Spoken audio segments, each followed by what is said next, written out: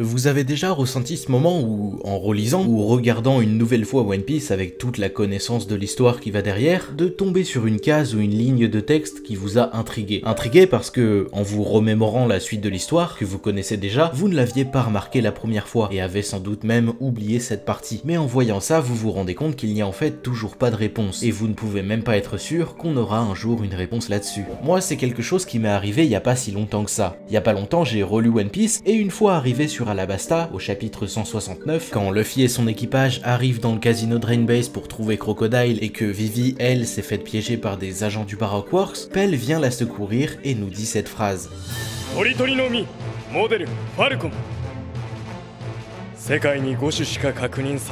Alors je sais que vous êtes en train de vous dire que des fruits du démon qui permettent de voler on en connaît plein et que c'est juste une erreur d'Oda ou même de la traduction. C'est possible et c'est aussi ce que je pense, mais j'ai du mal à me dire que ça s'arrête là, qu'en disant ça, l'auteur n'ait rien prévu derrière. Laissez-moi vous expliquer pourquoi je trouve ça bizarre et pourquoi c'est extrêmement surprenant de lâcher ce genre d'infos sans la développer derrière.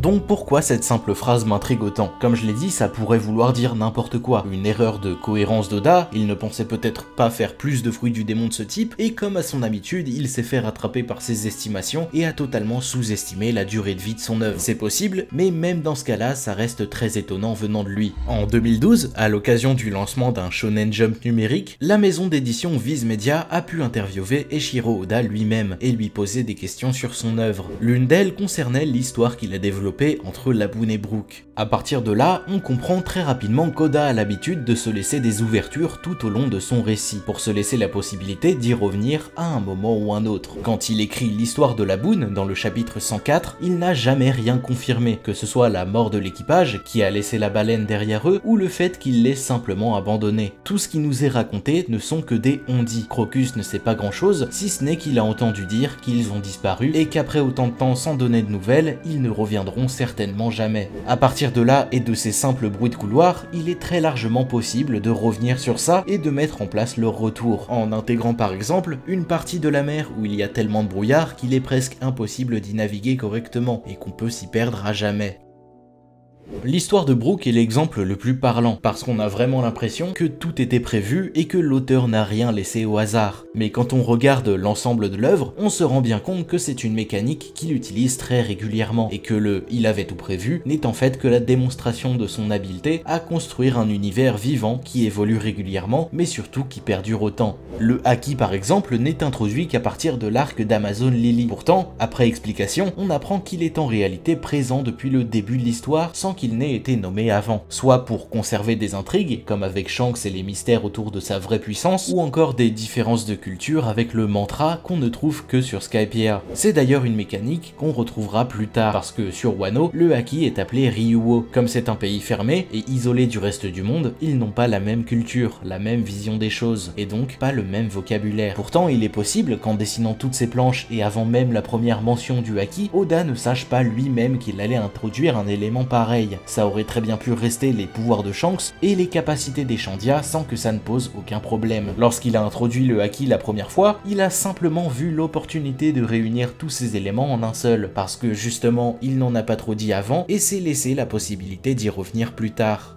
Autre exemple, la première fois que le nom de Jinbei est prononcé, il nous est présenté comme un futur antagoniste, puisqu'à la base, Oda avait prévu de faire de lui le capitaine d'Arlong, qui a décidé d'envoyer son sous-fifre sur East Blue afin d'élargir sa domination. Au final, l'auteur a pu changer d'avis et faire de lui un allié et même un Mugiwara. S'il a pu faire ça, c'est parce que quand Yosaku nous parle de lui, il est biaisé par les on-dit et sa peur des hommes poissons qu'il n'a jamais rencontrés. Quand on rencontre Jinbei, on ne se dit pas Oda nous l'avait pas présenté comme ça, c'est totalement incohérent. On se dit juste, ah en fait il est pas si méchant que ça ce grand corsaire. Alors pourquoi, quand l'un de tes plus grands points forts c'est de te laisser la place de revenir à n'importe quel moment sur ton histoire en te laissant des portes grandes ouvertes comme ce qu'on a vu, tu fermes totalement toutes ces possibilités en limitant précisément les fruits du démon qui donnent la capacité de voler à 5. Parce qu'en vrai, il n'était pas obligé, je veux dire, rien ne l'obligeait à préciser qu'il n'y en avait que 5. Il aurait très bien pu dire, tu vas goûter aux fruits du faucon, fallait pas toucher à Vivi, ou un truc comme ça, un coup de pression un peu plus classique. Mais non, il a volontairement choisi de préciser ça à ce moment-là.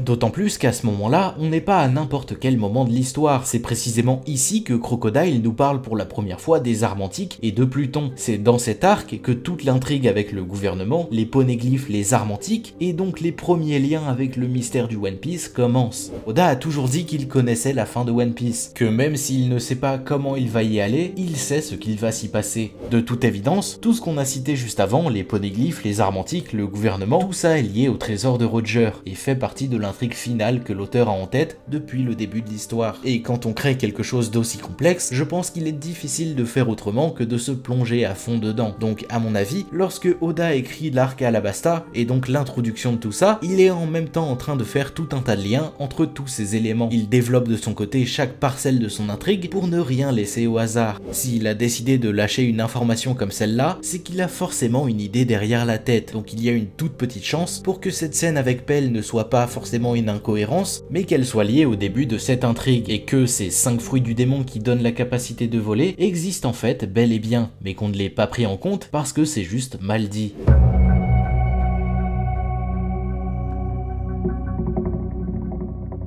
Des fruits qui permettent de voler, on en connaît plein. Certains Logia, le fruit de Kaido, de King, de Marco, de Perona, rien que ça fait déjà plus de 5. Mais si en réalité, Pell ne parlait pas de 5 fruits lambda, mais 5 fruits similaires aux siens. Aujourd'hui, on sait qu'il existe plusieurs Zoan pour un même type. Le Ito Itonomi de Chopper ou même celui de Sengoku, on dénombre au moins 6 Ryu-Ryu-Nomi. Rien que dans l'équipage de Kaido, Yamato a mangé le Inu-Ino-Nomi, mais Katarina Devon aussi. Bref, un seul type de Zoan compte plusieurs formes, et ça c'est pas nouveau. Pell voulait peut-être dire qu'il n'existe en réalité pas juste 5 fruits du démon qui permettent de voler, mais bien seulement 5 Tori Torinomi. C'est bien sûr qu'une simple suggestion qui ne mènera peut-être à rien, mais cette erreur peut être due à plein de facteurs différents. Soit c'est la volonté de l'auteur de rester volontairement flou pour ne pas donner trop d'indices, soit simplement un problème de traduction. Dans tous les cas, des Tori Torinomi on en connaît 3 pour le moment. Celui de Pell, qu'il nous a présenté sur Alabasta, le phénix de Marco, et enfin l'albatros de Morgan. Un 4e fruit pourrait se trouver dans l'équipage de Barbe Noire avec Lafitte. On sait qu'il a mangé un fruit du démon, mais pour l'instant on ne sait pas lequel, et au vu de ses ailes, il y a fort à parier que ce soit également un Zoan.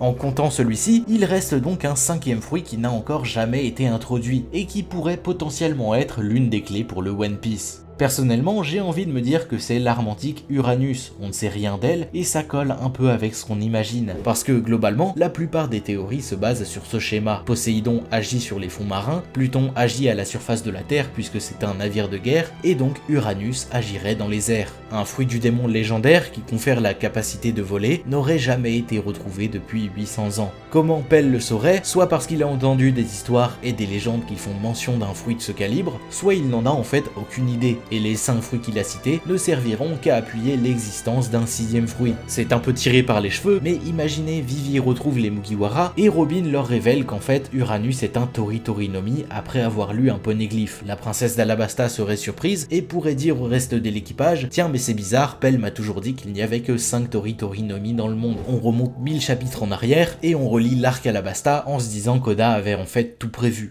Cette dernière partie n'est bien sûr que de la spéculation, et j'ai bien conscience qu'il y a infiniment plus de chances que ça ne se passe pas exactement comme ça, et même qu'au final on n'ait jamais de réponse quant à l'affirmation de Pell. Cette vidéo n'est pas vraiment une théorie, du moins la seule théorie que j'ai ici c'est le fait de me poser la question et de me dire que c'est peut-être pas un hasard. Mais sinon à part ça j'ai vraiment pas d'idée sur ce que ça peut être et même où ça peut nous mener. Je pense que c'est lié aux armes antiques parce qu'un fruit du démon ça peut faire des dégâts et un bon fruit du démon aurait le pouvoir de détruire une île, comme les 2 autres armes légendaires, mais si ça se trouve c'est lié à autre chose, voire même à rien du tout. Oda a laissé plein d'indices dans son œuvre, et à chaque fois que je relis Alabasta, cette case m'intrigue toujours autant. J'ai envie de comprendre pourquoi il a fait ça, alors qu'en vrai il n'était pas obligé. Dans tous les cas, soit dans quelques années on se dira qu'il avait tout prévu depuis Alabasta, soit c'est déjà une incohérence parce que des fruits qui permettent de voler, on en connaît déjà plein. Et comme c'est One Piece et que je suis vraiment pas objectif, à mon avis ça veut dire qu'il y a quelque chose de très gros qui arrive très bientôt.